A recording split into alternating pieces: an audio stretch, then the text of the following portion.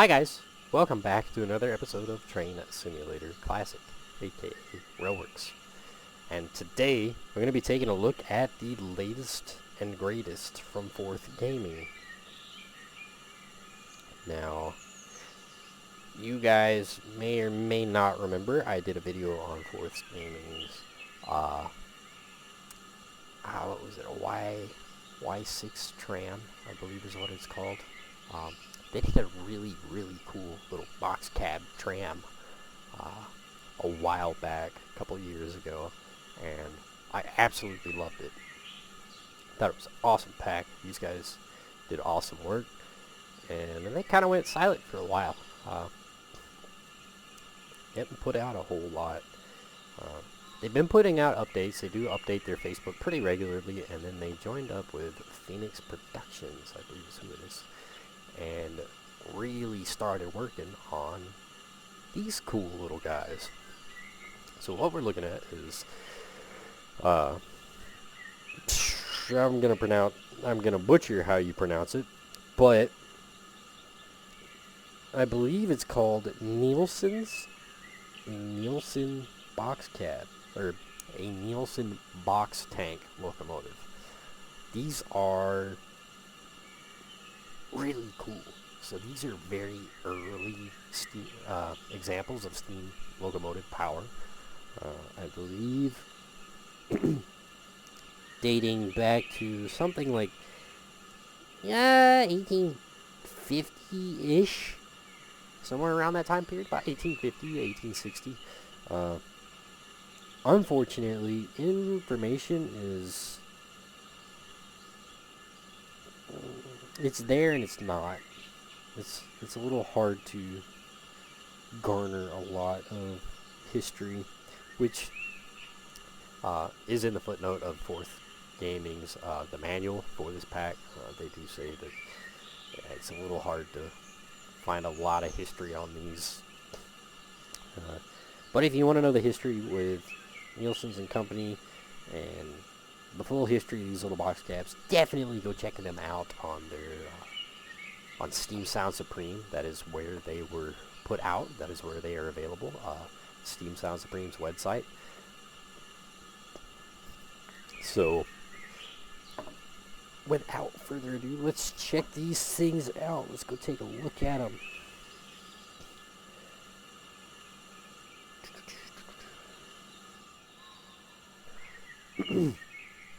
I gotta go through all my notes here to be sure I got everything that I need.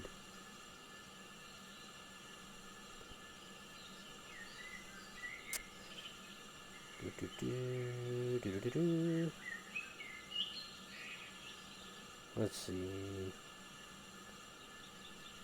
It's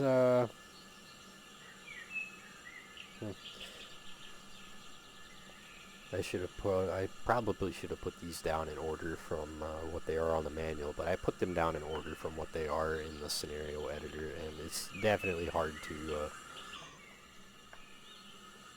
for me, as somebody who does not know much about these, to really point out what one is what. But in the pack, you're going to get a very long list of different locomotives.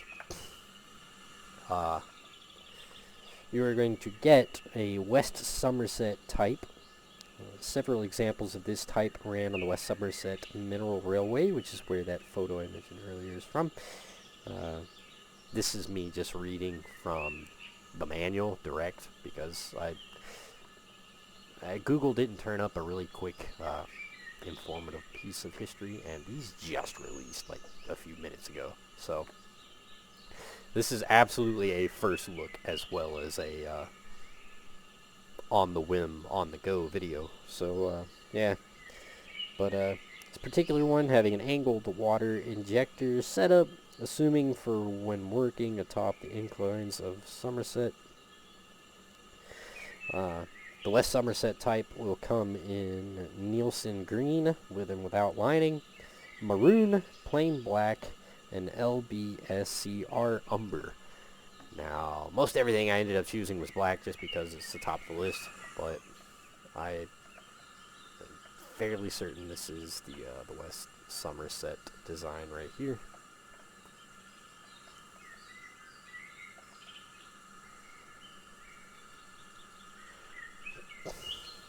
Next, we have the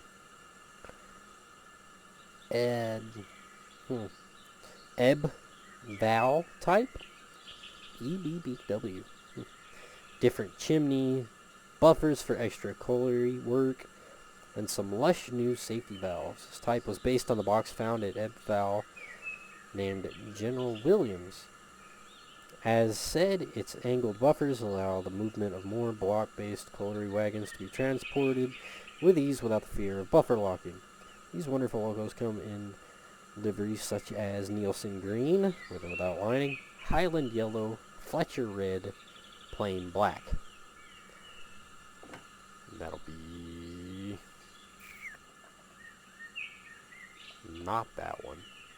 Angled buffers. Angled buffers.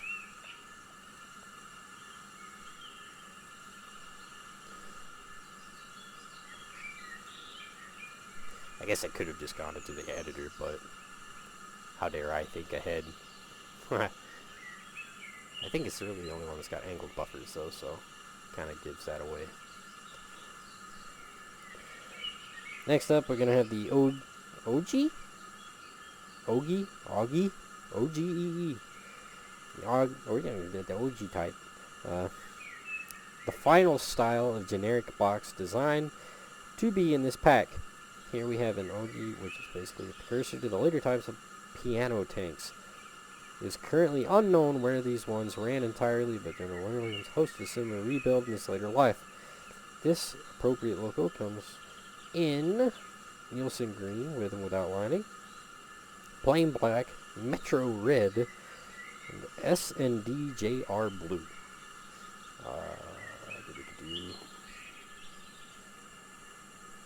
I believe this one is the OG type.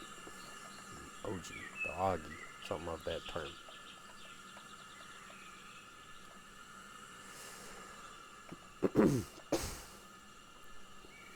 Next up, we have a Dutch box, both short and long tanks.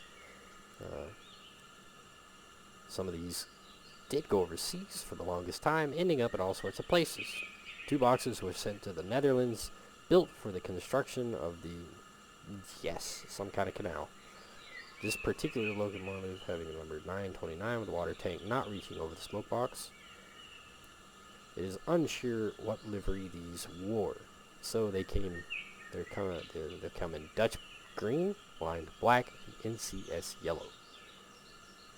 The other Dutch box being number 593 with a standard water tank reaching over the smoke box. Not a lot of photos available of either locomotive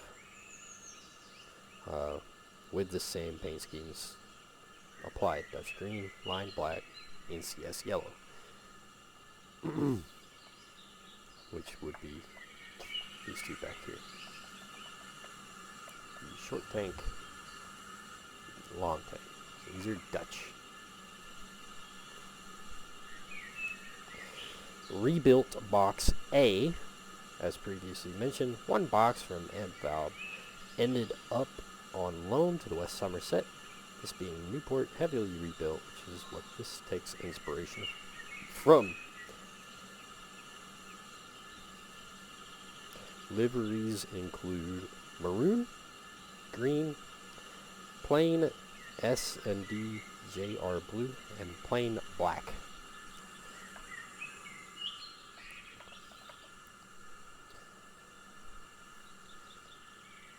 I forget which one of these is A and which one of these is B.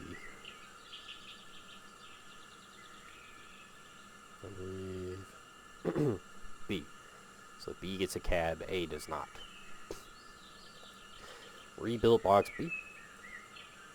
The only real difference being the running board and cab plate between A and B. Liveries include maroon, green, S&D JR blue, plain black. Early piano short tanks. While not technically a box, the 209 12-inch mineral tanks or an evolution of sorts. This is what I'm calling the step in between, as they aren't really the 209 types, but host a lot of similar features. Flush buffer beams with running board. This long tank form comes in Neilson green, with and without lining. Line black works gray, red with yellow lining.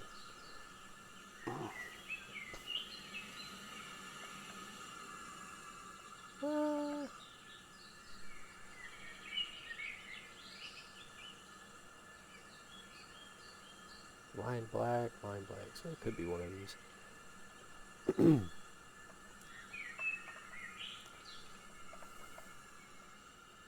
I believe it's this one. Could be crazy, but I do believe it's that one.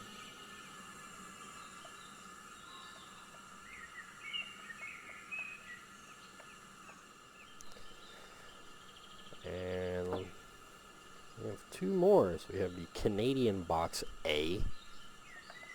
Hop back down here. Go to the front. So the Canadian Box A, this time being more overseas boxes, this time being Pinky. This one has been massively rebuilt several times over its life to fit the company needs, eventually ending up at the Sydney and Louisburg Railway, going from no cab to this wooden shambles, a shiny new bell, and a Buckeye coupling. While the livery is uncertain, what is included is S&L Railway black with and without decals, Denver and Rio purple, and olive green. And then Canadian Box B, Pinky once again with a new polished cab akin to older 440 American types. I prefer this cab over the last one. More refined. It's weirdly grown to become a favorite one of the most. Liveries on this once again include S&L Railway black with and without decals, Denver and Rio purple, and olive green. All locomotives on this list have existed at some point in history. While some are a best guess based on very limited information, each one has been made knowing that they've appeared on a photograph at least once in their lives. I tried. What an interesting Buckeye coupling.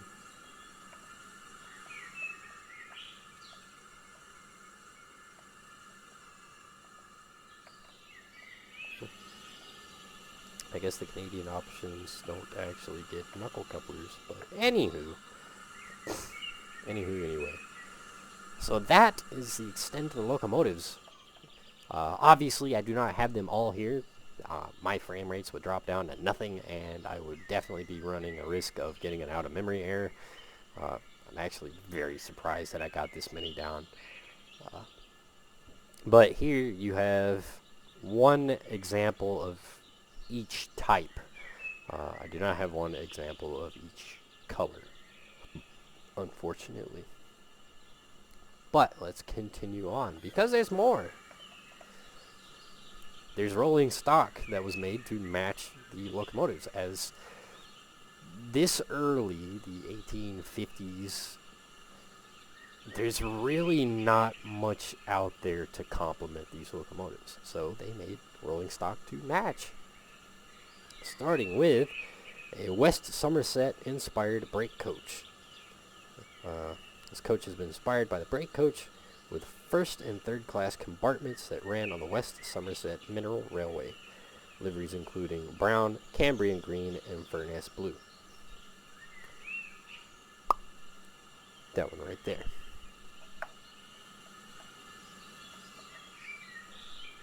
Next up, we got the West Somerset inspired composite coach,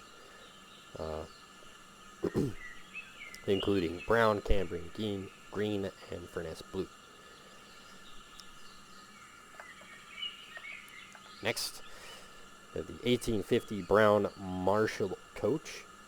Many mineral railways didn't really run passenger services, and a lot of the time when they did, it was a bunch of second-hand coaches from decades prior. This coach is a representation of that. Liveries include brown, Cambrian green, Furness blue. Truth be told, it almost looks like a boxcar.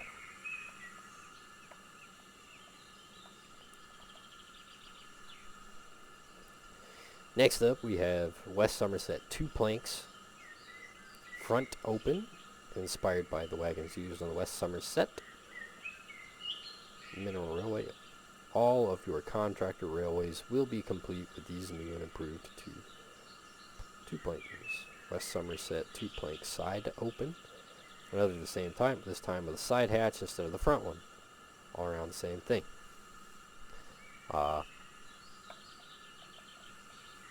Yeah.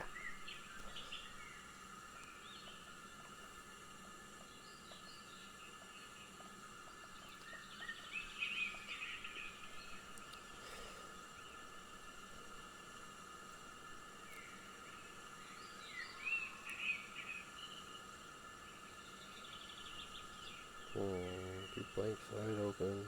Yeah. So there's a 3 plank. 2 plank. Oh, I looked at these so wrong. 3 plank, 2 plank. I'm an idiot. But West Somerset inspired 3 plank. A bit of fiction for your buck. This being an exclusive 3 plank wagon, it has extra plank.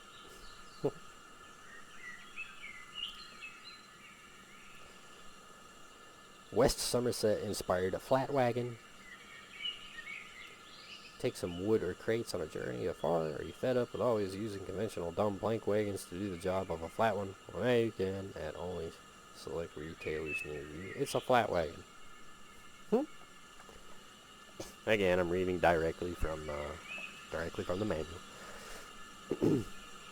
CM Harbor inspired box van. Delightful van will be able to carry all sorts of things delivered to the starving towns of 1860. Oh, jeez.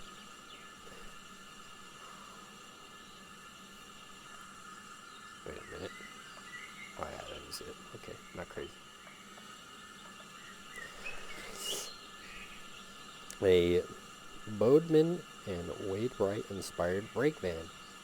If those nowhere brake trains are too much to handle, then this pesky brake van will be able to halt anything in its stead. Disclaimer, it won't be able to hold everything in its stead. Each wagon comes with 2 liveries, a grayish type one and then a red oxide. Originally, when I wrote up the plan for what to include, I didn't really consider wagons. Upon reflection, I decided to include wagons that are inspired by the West Somerset lot, because that tends to be the most common depiction of the box tank has sometimes.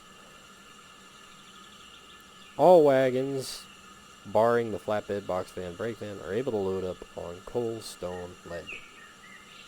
Coaches, flatbed, and brake van also come with additional camera options. Very cool. Then we got the list of proper way or key binds and the right ways to operate them, which of course we will have to read. The box features the additional A toggle. The box features the additional A toggle of builder's plate on several variants, 2 types, one being an early sort and another being that of a late plate. By pressing Control 1 or 2, it will scroll through the plates. If you want no plates at all, that is also an option. Very cool.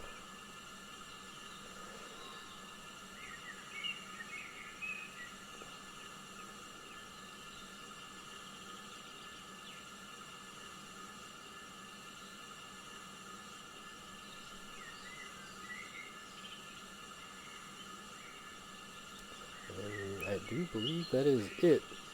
Our footnotes, one of which is that they are producing a route to go along with these locomotives. It will be a, what do they call it?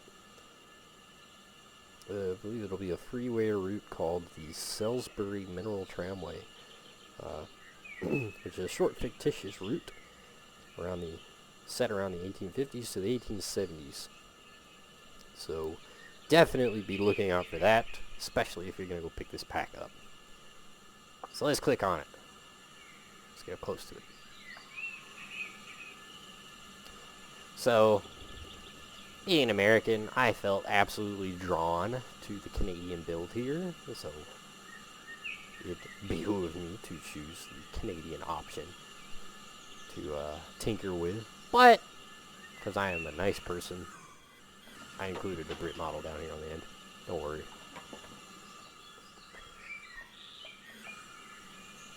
But up close, the detail is awesome. Now, unfortunately, I don't know why, but my sky is extraordinarily dark, even though it's supposed to be like 12 o'clock in the afternoon. So it's kind of hard to see the coloring, but 3D bolts, 3D rivets, 3D nuts.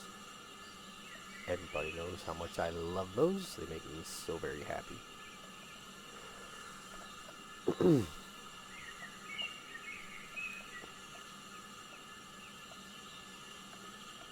These do have modeled valve gear inside the frame. Very neat. Something, they actually went a step further, and as you can see, they actually have the valve gear rods going into the cylinders, and actually have fittings for them. I know it's a weird thing to notice, because typically you're not going to be inside the frame like this watching, but it is a nice little thing to, you know, do. Let's have wooden brake shoes. Quite entertaining. Overall, it looks really good.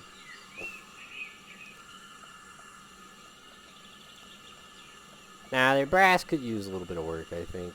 The brass texturing is not my favorite by any means on this bell. I believe it's the same across all of them. Yeah.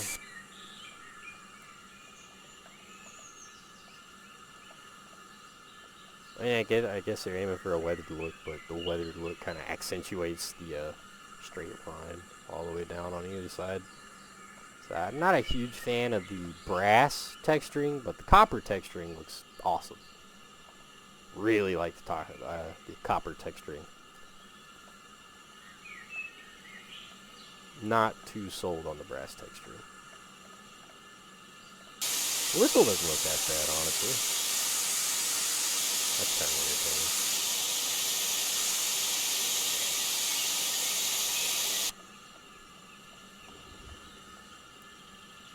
The wooden cab looks really nice. Here's a kind of steel cab. Half steel, half wood. Kind of get a kick out of the wooden prop here.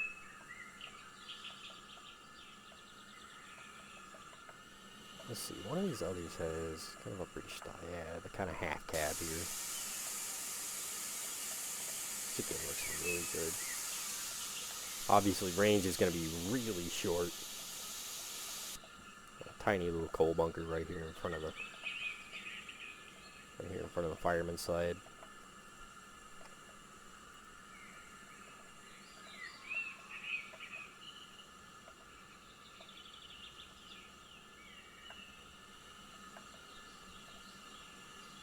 Love all the 3D bolts. That had to be an absolute headache, but I love it. It made me very happy. The wood texturing looks alright. It's not my favorite. I imagine wood's a really pain in the rear to model.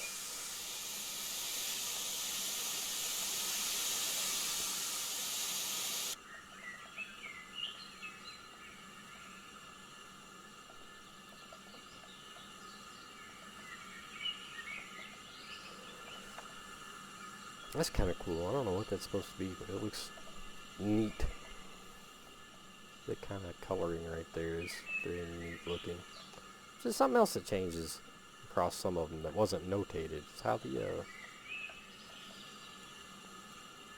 cylinders flow down on some of these, and then on others it's just, you know, bang, bang.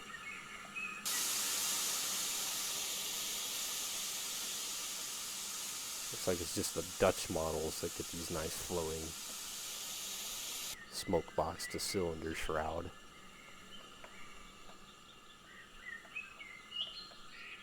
Let's hop in the cab.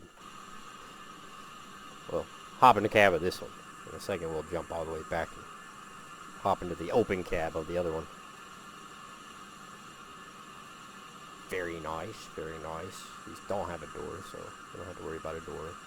I assume the windows don't open.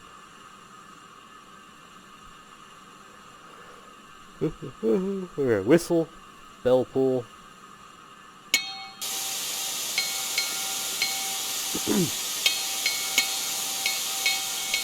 I love that.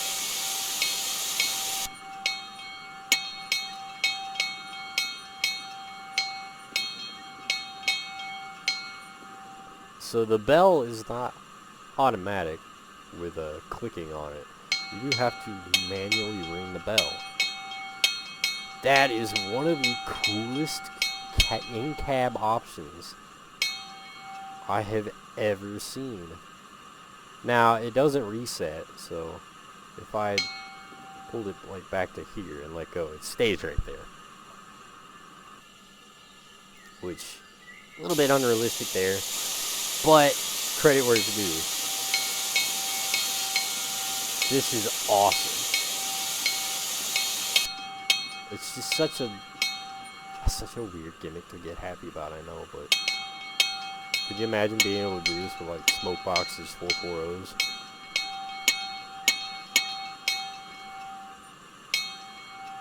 And the bell sound is really nice.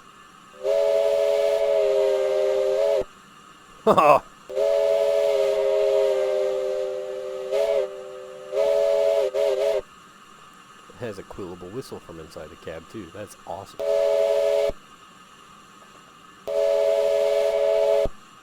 Now it definitely sounds a lot better in the cab, manually pulling the cord. Unfortunately, you can really hear the cut off at the end.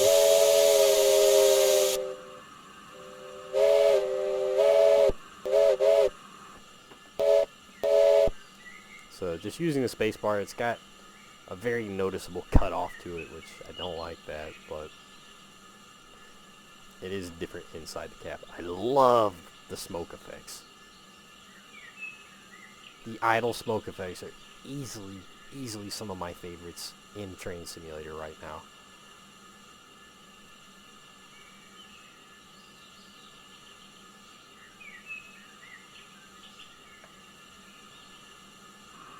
Back into the cab. What else can we play with?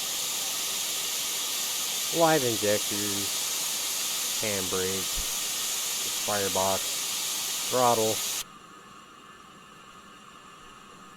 cylinder cocks, driver coal bunker. Entertaining. Fireman coal bunker. A little tool spot. Kind of cool. Sanders. There's our reverser. Live injector.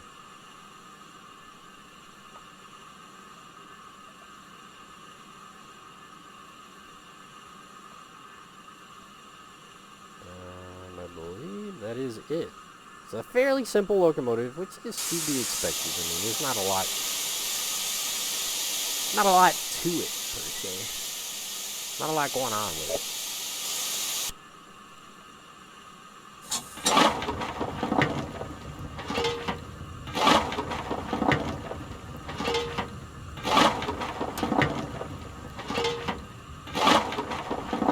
Okay, so just opening the firebox doors will start shoveling, which is really quite nice.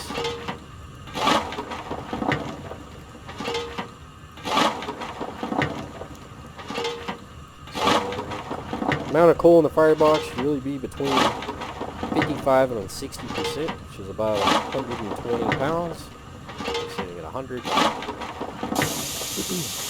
I like the coal, but I kind of wish there was a little bit more of a fire going on in here.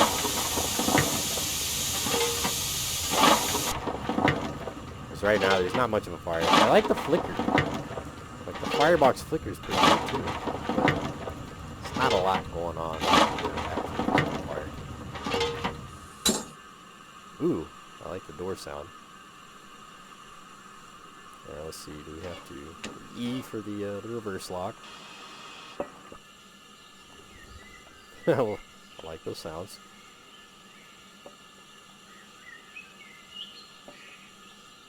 It does operate on the external view. Of course, our cylinder cock. Can't see anything on the outside really move.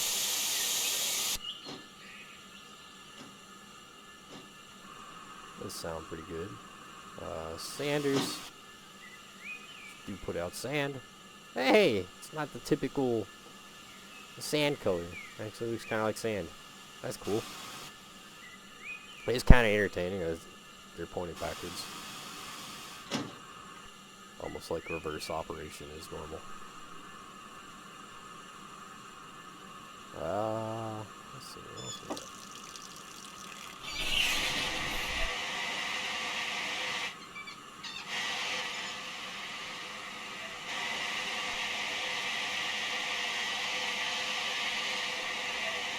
I love the steam effects. That was one of probably my biggest compliments with their initial pack. These guys really got their steam effects figured out. It looks really, really good. The steam and the smoke. Easily some of the best looking. Actually, you know what? I love the dripping sound. Looks pretty good.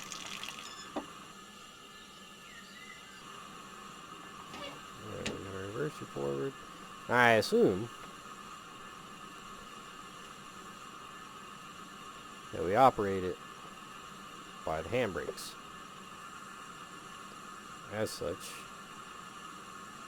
from here, undo that brake. Here, undo that brake.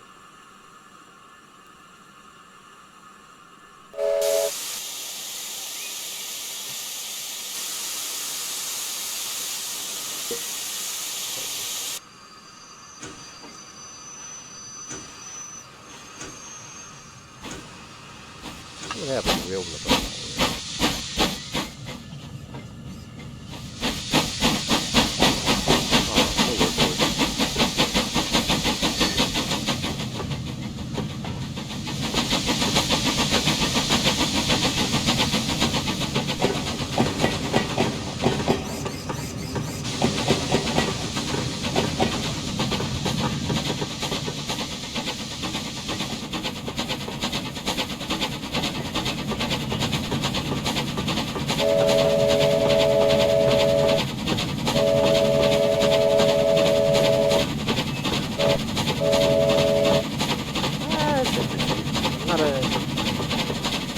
The whistle doesn't like to continually putting steam out. It sounds really good. I like the sounds.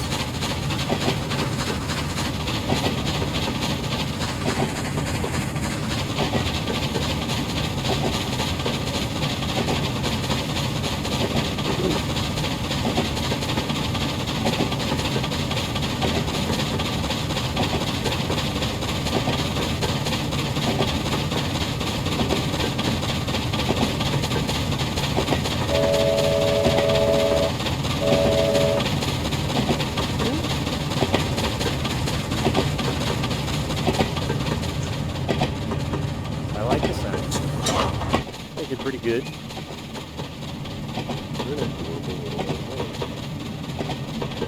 H for the headlight. Oh, I love that.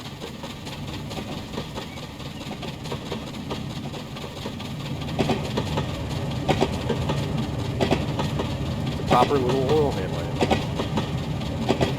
I love that. It's awesome. That is how a headlight should look on an older locomotive.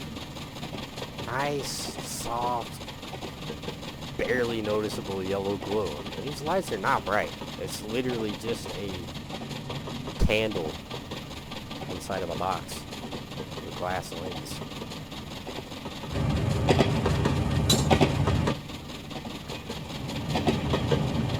But it sounds really, really good.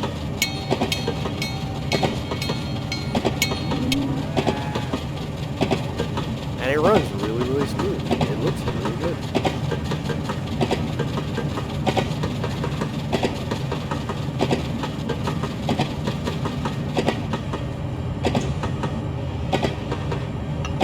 It does have that advanced simulation setup, so it takes a second for steam to go into the cylinders, and it takes a second for it to bleed out when you open and close the throttle.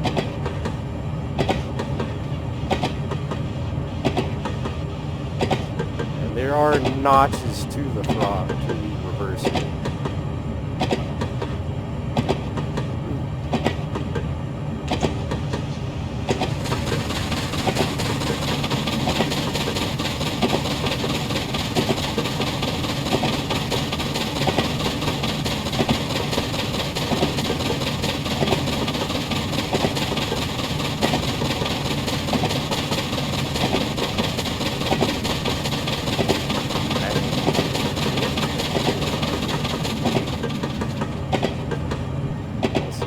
Brakes released. Looks like they are. So, handbrake. Ah, they do move. Very cool. Now, of course. Ah, and there it goes.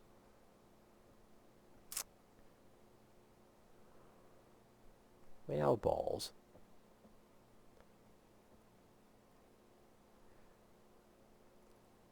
Well, I guess it gives me the opportunity to pull up the web page here. So, unfortunately, it seems out-of-memory errors are still present. So, there it be, fellas. The out-of-memory crash that brings in the end of the video.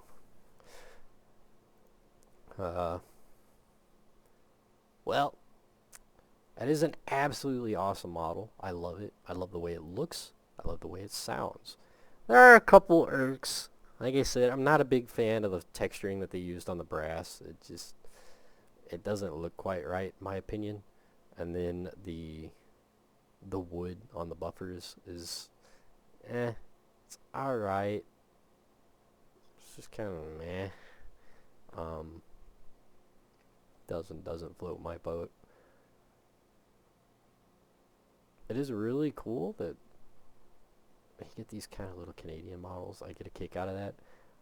Unfortunately, there's really no rolling stock to go with it. I mean, I guess there's the Lincoln pin coupler stuff from Smokebox, but that's really about it.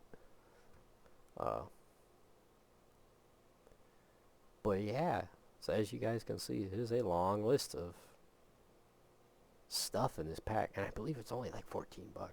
So 14, 15. Well, granted, that's in euros. It's not in American dollars. I think it was $17, $18 American dollars, which, truth be told, for a high-end pack that is this packed, it's really not that bad. Unfortunately, we as Americans typically do not get nice stuff packs like this. We typically might get one singular new model in a pack chocked full of reskins. No, I will not be taking a look at the latest for American. I'm sorry, because that's exactly what that latest pack from the United States is. However, I thoroughly enjoy this pack. I love this. I love these models. This is a first look. They're awesome. They're awesome looking. 100%. Love the sounds. Love the look. Love the locomotive. Love all the small details. I didn't even get a real chance to go over up close any of the rolling stock, which is kind of irritating, but that is a typical train simulator classic problem that has never really been addressed. Out of memory errors are ever so present. So, but it is a wonderful pack. Definitely go check it out if you're a fan of this era. I love the early era stuff. I love that we're starting to see more early era stuff coming around. 1850s, 1860s era stuff. I loved it when Smokebox started to put this stuff out, and then it just kind of ended again. now we're starting to see a little bit of a resurgence. We saw a couple early themes with Wayside Works, and now we got something new from 4th Gaming. So definitely go check it out. It is available on Steam Sound Supreme's website. As always, link in the description, and I will see you guys next time.